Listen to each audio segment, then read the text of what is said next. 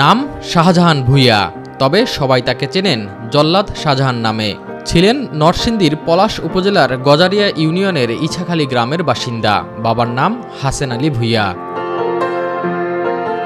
নানান অপরাধে গ্রেপ্তারের পর ১৯৯১ সালের ১৭ই ডিসেম্বর মানিকগঞ্জ জেলা কারাগারে যান শাহজাহান। সবশেষ ঢাকা কেন্দ্রীয় কারাগারে কয়েদি ছিলেন শাহজাহান ভূঁইয়া। তার মোট সাজা হয়েছিল ৪২ বছর। এর মধ্যে ১০ বছর ৫ মাস ২৮ দিন রেয়াত পেয়ে গত বছরের ১৮ জুন মুক্তি পান তিনি।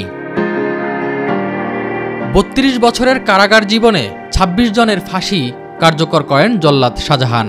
বঙ্গবন্ধুর ৬ ঘাতক, ৬ যুদ্ধাপরাধী, কুখ্যাত সন্ত্রাসী এরশাদ শিকদার, জঙ্গি নেতা বাংলা ভাই আতাউর রহমান সানি, শারমিন রিমা হত্যার আসামি খুকুমনি ও ডেইজি হত্যা মামলার আসামি হাসান উল্লেখযোগ্য। ২০০১ সাল থেকে জল্লাদ হিসেবে তিনি ফাঁসি কার্যকর শুরু করেন।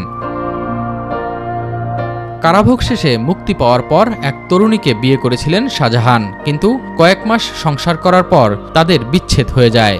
আর কারামুক্তির প্রথম বছর পার হতেই পৃথিবীর মায়া ত্যাগ করেন আলোচিত এই জল্লাদ। বুকে ব্যথা নিয়ে রবিবার সোহরাওয়ার্দী হাসপাতালে ভর্তি হয়েছিলেন তিনি। সেখান থেকে আর ফিরলেন না ৭৪ বছর বয়সী শাহজাহান।